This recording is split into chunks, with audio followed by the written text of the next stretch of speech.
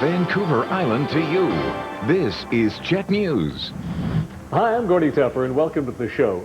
Here's a bit of trivia. Did you know when the station signed on the air in 1956, they had an open house the very first day? And I was on the station the very first day. I was just a little guy. My parents took me. It was kind of cool. And here we are now, 3 years later. Today on the show, we're going to have a look at some of the segments chosen as the favorites by people who work here. One of the things that really sticks in my mind for a CHEK story has been the Michael Donaghy story. Years ago, I have a son the same age as Michael, and he was 6 years old at the time. It was the same weekend that Michael had disappeared.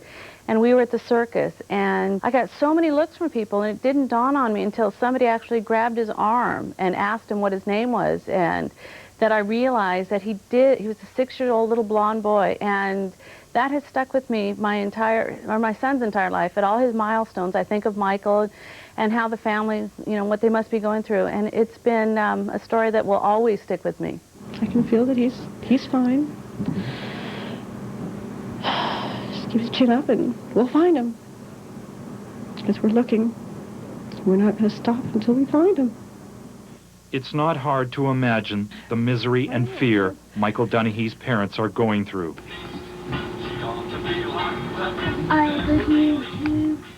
The little boy who liked to kiss his sister and just act like a regular kid has now been missing for over 72 hours. Jumping on the bed. This is how you do boogie. Get off the bed. This is how you do boogie, Mom. You don't boogie on the bed.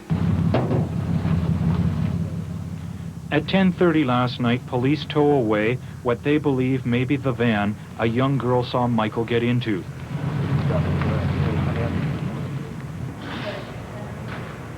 This morning she looks at it and says it's not the one. She does, however, draw a picture on which she writes, "Brown van, you can't see through the windows, and there is a dent in the other side." We're still appealing for that dark brown van. We have not located it at this point. Detective Bland is talking with police forces all over the world. What I want to do basically from them is just sort of get a profile of what we're looking for, and statistically speaking, where this child could be, what could have happened to him under the circumstance that we have. And Detective Whitten takes a piece of material similar to clothing Michael was wearing on his rounds. Well, number one, we're going to be looking for pants that from this material. Yes, whoever has them, please send him on his way home or call someone and let him know where you can let him go so we can find him. He's probably a scared little boy right now. And if there's one story I'd like to solve before I retire, it would be Michael Donaghy. God bless his family, who work so hard and have annual walks in support of those who need support. And it's our future to keep on in the hunt for Michael and to solve this mystery. There is the very serious side to this annual event, the disappearance of Michael Donaghy, the little boy who went missing from Blanchard School playground in March of 1991. And it shows that people are still behind us within the community and that we're not going to give up on our children. There are the T-shirts marking each year the Keep the Hope Alive drive has been held. It's now a very personal event to the people of Victoria, as money is raised to keep the hope alive in finding Michael and other kids who go missing. Just be aware of what your children are doing, know who their friends are, and let them know that they can come and talk to you at any time if there's something that they're concerned about, something happened to them on the way to school or on the way home from school, that they can talk to you about it without feeling afraid. Michael's father talks to the many supporters who show up for the event, and there are those who have been here right from the beginning.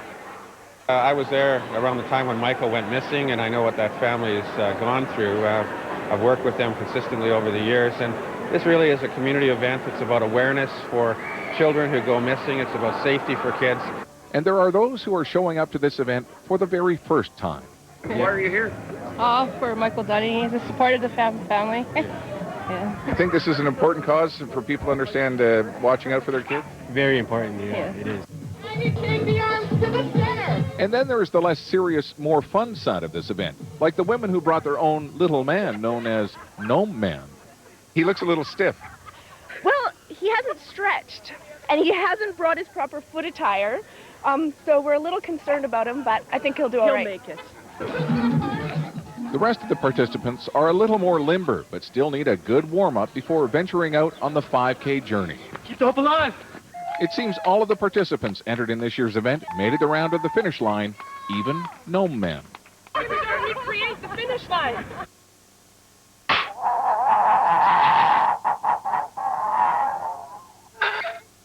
I always find it interesting that right after an election, when new politicians come on, what they believe they can do to make a city or province or a country better. And I had the opportunity to sit down with one of the mayors of Vancouver Island to hear what he had to say on his first day on the job. Bouncing up the steps to City Hall, Dean Fortin is opening the door to what he hopes is a new chapter for the city. I'm really excited at the opportunity to be here. It's one of those things, I come into this hall every day that I come to this hall, I'm still a foot and a half off the ground. Fortin, who has been on City Council for 6 years, says Victoria is one of the most beautiful cities in the world, but it's not without its challenges. And priority number one for him is really no surprise, tackling the issue of homelessness. Victoria is ground zero. This is where it manifests itself. We've got to get at least 350 units of supportive housing for that hardest core that are on our downtown street over the next 2 to 3 years. We've got to get those units to bring them off. And Fortin knows for this to have a fighting chance, you'll have to bridge a strong relationship with the current provincial government. Before winning the mayor's seat this past November, beating out business owner Rob Reed, Fortin spent 17 years as the executive director of the Burnside Gorge Community Center. Now Fortin is taking over a role held by three-term Mayor Alan Lowe. And Fortin says under his watch, things will be different. It's different person, different mayor. This is not a situation where we can have 3 more years of inaction. He's only been mayor for hours, and already Dean Fortin has faced some political game playing. Before leaving office, Mayor Lowe handpicked the new Victoria Police Chief, Jamie Graham, leaving Fortin out of the process. No matter who that police chief is, fundamentally, we need to deal effectively with the systems and procedures that are in place to make sure that our police force is running as effectively as it can. And do you like the pick? It's not a choice about whether we like it or not, right? You know, it's about working with him to achieve everything that we want to achieve. Fortin's positive energy is often criticized as being naive. Even the outgoing mayor says Fortin's view may be overly optimistic. And Fortin even admits Alan Lowe might be right. Well, maybe I am an optimistic guy, because you always see fundamentally, you see the reality of the situation you're in. But having said that, there's not a lot of worries, just high expectations and a lot of optimism.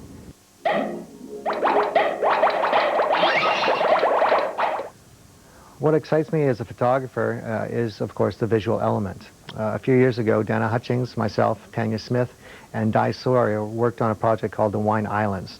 It's just a very pretty, picturesque, as well as informative series on the different wineries up and down the island. There is a saying in the wine industry: a good bottle of wine starts in the vineyard. It is a delicate process, a perfect balance of weather, sun, soil, and care that can either produce a juicy grape or heartbreak. Today we're looking at grapes that are very good quality, and we're pretty excited about harvest. Harvest takes place between mid-September and mid to late October. There are more than 250 acres of grapes planted in the Wine Islands, and this could be a banner year. This year it is so good, I cannot believe it. I have to pinch myself. And I'm sure all the other vineyards in the area are in the same boat. So this, I think, is the year that's going to put Vancouver Island on the map. A year that could change minds and attitudes and break the stigma that this is a grape-growing region unto its own. The island is very young. Most of the vineyards here are less than 5 years old, so there's a maturing process that's going to take place. It may be young, but the industry may not have happened at all without this man. That one there was 45 years ago. Meet Dennis Zanata, one of the pioneers of the Wine Islands. At 77, he is now retired. His former home, now a wine tasting room and restaurant. Many credit Zanata with laying the foundation here by planting more than 120 varietals to see what would grow, starting with grapes from the Okanagan. Those from Okanagan doesn't work.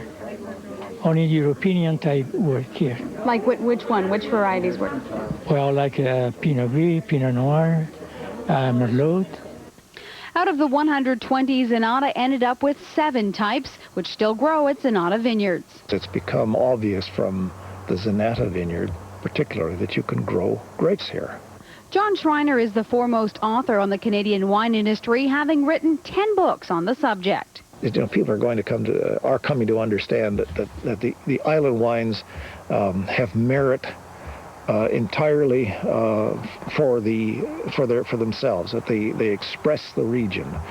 Terroir is the French term that describes the aromas and flavors the wine takes on because of the specific condition of the region where the grapes grow. So a wine from the Okanagan is going to taste different than a wine from here. Well, I think we're learning that our region and our wines are different than the Okanagan. I think that's the biggest breakthrough. So we're going to be our own region here in another couple of years, and that's exciting. Exciting that old world techniques and traditions are being applied here in a relatively new area for grape growing. I love Vancouver Island. I love this new wine region. Vancouver Island, people can't believe that you grow grapes here, and particularly that we can sometimes make absolutely world-class Pinot Noir, which is a red wine. Pinot Noir is known as the heartbreak grape, but this year's crop should be anything but heartbreaking, a banner year that many hope will reveal this hidden gem to the world.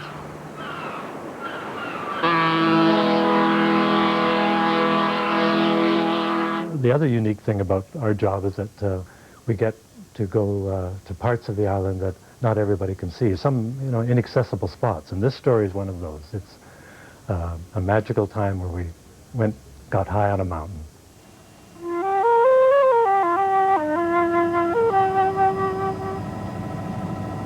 The Comox Glacier is a common enough sight from the Courtenay area, but few get to see it from this angle. Fewer still have an opportunity to experience it firsthand by camping and living atop the magnificent mountain ice field. Imagine the artistic inspiration that can be generated by scenery like this. That's the premise behind the Octagon expedition that has brought 8 artists and a support group to the top of the glacier. One of those visitors was a well-known musician who has performed in some unusual places before, Paul Horn.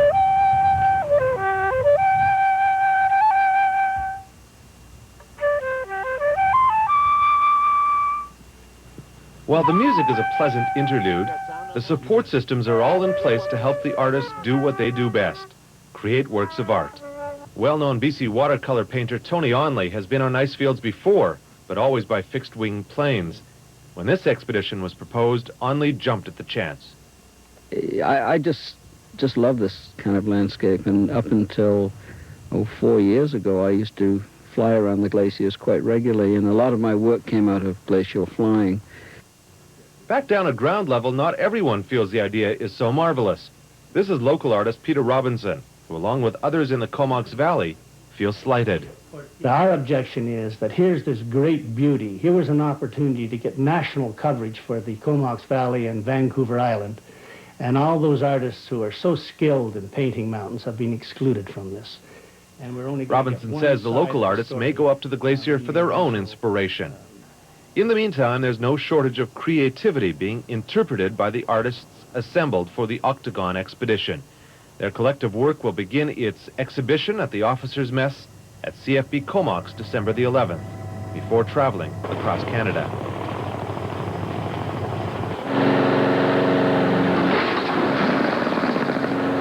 It's impossible to pick just 1 or 2 highlights. The people I've met, the things I've been able to do, it's been extraordinary.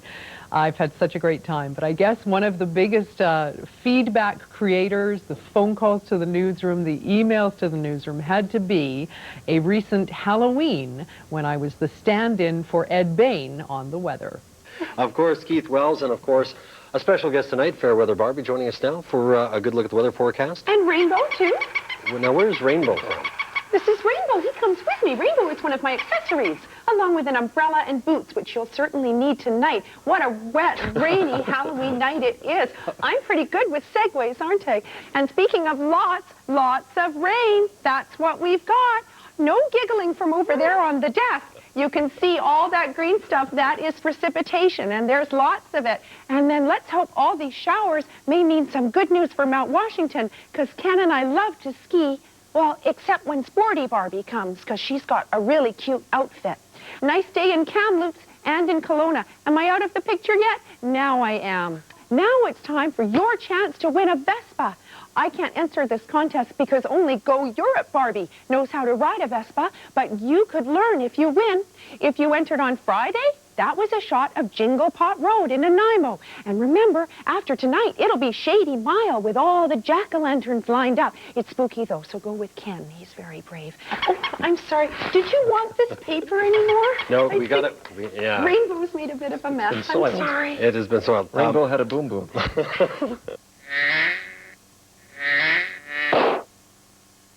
Well, one of the things that never ceases to amaze me about living in Victoria is the amazing athletes that we have here, and none was that more evident at the 2008 Beijing Olympic Games. Our island athletes did absolutely phenomenal on the world stage, and really showed the world what kind of athletes we have here in Victoria. 8 years ago, a young Simon Whitfield returning home from the Sydney Olympic Games with a triathlon gold medal. 8 years later, and it's the same story, although this time Simon's return has a silver lining.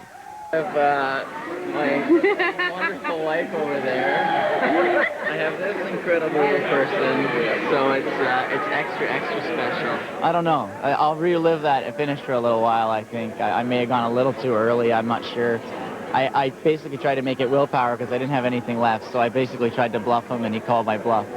But there's a bit of poetry in the fact that I overran a German 8 years ago and a German overran the top of me, so sport has that way of, the poetry sport's kind of fun in that sense. Another thing has changed since 2000. Simon isn't alone this time. He's brought some of his Canada teammates who also have some new merchandise to show from Beijing. I mean, basically our plan was to hit the British as hard as we could and as early as we could, and we knew they wouldn't be able to respond. And they, we were just going to put them under as much pressure as we could. And basically, I mean, some guys will say we knew we had the race a minute in, but I was pretty confident with what we were doing. I knew we could hold off the British. Yeah, absolutely. It was a big risk to come back, and it certainly was a huge payoff. And if you think that's it for Victoria Olympians, think again. There's another athlete to get off the plane, 19-year-old swimmer Ryan Cochran, who swam his way to a bronze medal in the 1,500-meter freestyle. My prelims time was just unexpected, I think, for me, and set me up well for the final. But going into the final, I mean, the competition had been so fast all week that I was just happy to get my hand on the wall in third position, let alone could have been eighth, and I probably would have been happy with it, but it was great. And while medals make the headlines, 17-year-old diver Riley McCormick made a splash at the Games, making it all the way to the semi-finals. And more importantly, putting himself in perfect position for a medal in 2012. That's always been my goal. First was to go to 2008 and now to win a medal. So, I'm going to go back and start training very, very hard for it. And, there's no rest for this sport, and I want to do my best in 2012. We asked Simon if he wanted to lead the charge again and complete his Olympic medal set. I don't want to complete the set. No way. I want to win again. My most touching story on CHEK News was about a little pony called Belle. And Nick Shaw over at Shaw Pet Hospital performed some extraordinary surgery on little Belle, miniature Belle, and gave her an artificial leg. And now she's prancing around and back to the old little pony self that she's always been and supposed to be. Leg here is amputated at that level. 8 months ago, a miniature horse was attacked by an animal, maybe a raccoon or a dog, in central Saanich. The miniature horse lost part of its left hind leg, and Belle is about to undergo an operation, and the world is watching. She just has the best personality, and even if I'm having a bad day, I just come down to see her, and you just hear her whinny, and it's the greatest thing. Like, she just puts a smile on everybody's face. Belle has been constant companion to 13-year-old Lindsay Mateer, whose 15-year-old sister passed away in August of last year. Belle is a member of the family in time of grief and loss, and Nick Shaw would keep it that way. This is custom made for her, so expensive means that, you know, Belle had to have a CT scan to have this done first. The CT scan was donated by a veterinarian in Penticton, and an $8,000 metal post was donated by Biometrics of the United States, all to help Belle and determine if this groundbreaking surgery might be advanced to humans someday. I think this is the kind of thing that actually they are working on in the human field, but, you know, you'd have to talk to a human orthopedic guy about that to get the details. The implant is made of porous titanium. It should weld itself to Belle's bone and tissue. The surgery took a couple of hours and required a bone graft, and today Belle is in recovery with Sandy Mateer at her side. Sandy has been here all night. Nick was really clear all the way through, and he's always, I think he said, cautiously optimistic. Eventually, an artificial hoof will be attached to the implant if all goes well. Nick Shaw is donating his expertise and time as well. You will know in 8 to 10 weeks whether it's going to work. I'm so excited that she's going to be better, and she's just such a little trooper. Soon Belle will be back at Ambleside Farm, food and lodging provided. For this is a story of determination, dedication, and donation.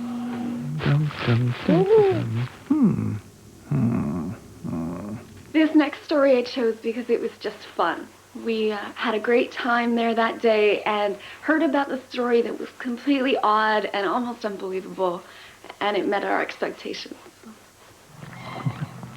In this huddle of fur lies a heartwarming tale. She figures they're hers. They still have their umbilical cords on and whining, looking for their mom. When nature's rules were put aside in favor of saving these newly born kittens' lives, and a first-time mother Chihuahua rose to the occasion. It's awesome. I think Karma was a savior in that, you know? Like, we needed her. This unlikely family story starts here Wednesday morning at the Alberni Boat Center. Kurt Madlin was working on this boat when suspicious squeaks from here caught his attention.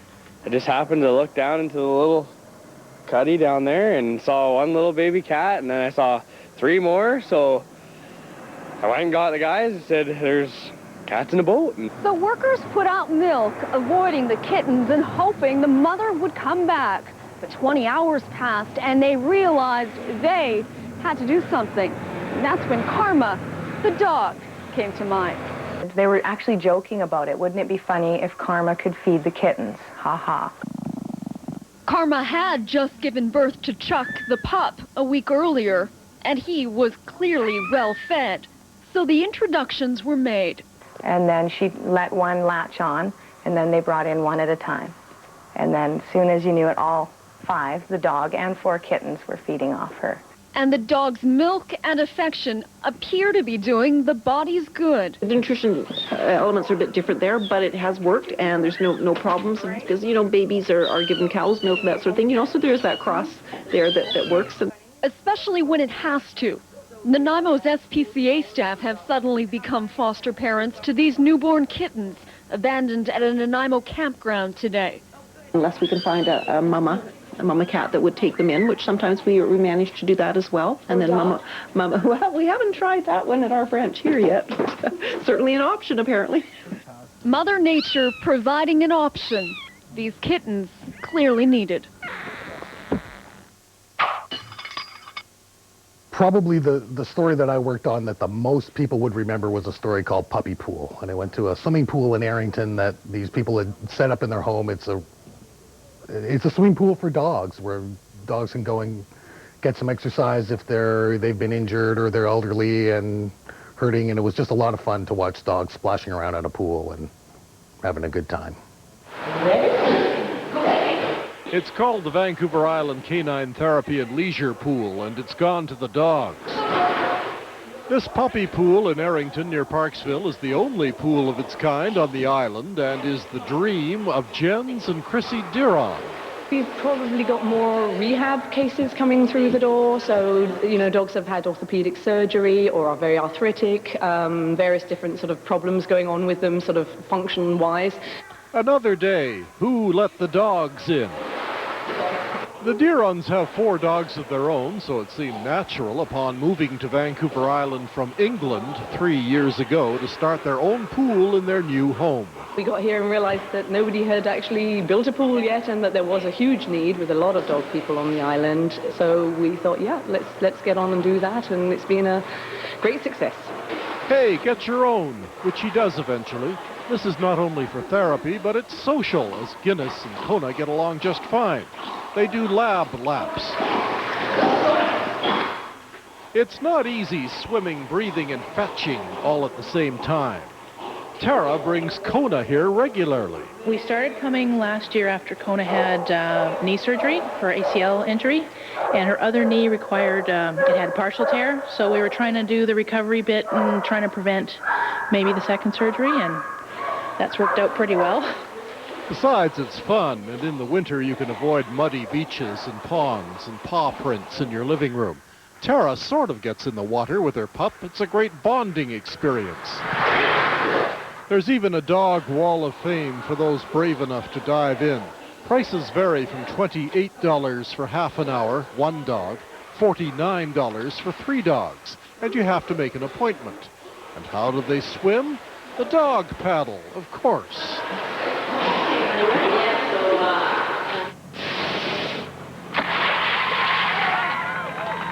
One of my favorite memories of working for CHEK is doing the drive-through every year, the Christmas drive-through, because I get to play Santa Claus, and it's a lot of fun playing with the kids and you know, seeing all the smiling faces and the good work that we do in the community. It really is one of my favorite all-time things to do every year.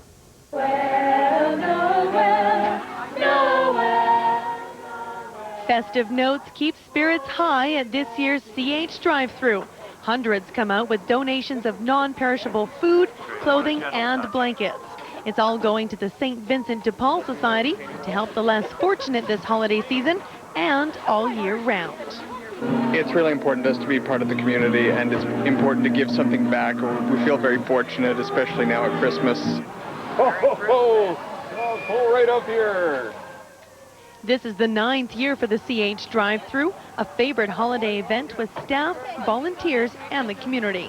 Victoria is a very giving place, a very giving community, and when there are people that are in need, we can always, it's just a matter of an invitation, and people will come out and they will give when people need it. Holiday giving also provides an opportunity to teach lessons in generosity to children. Four Cedar Hill Beaver Group had a sharing theme, and so for the few meetings that they had, they brought in stuff and they said how this would help people in need. It goes around in a cycle, you know, like we give what we get. We're just really glad to be here today. Yeah. It's thanks to charitable thoughts and donations like these that the drive-thru is able to collect a gift of generosity to return to the community this holiday season. Well, there you go. I hope you've enjoyed watching some of our favorite stories, and thanks so much for joining us.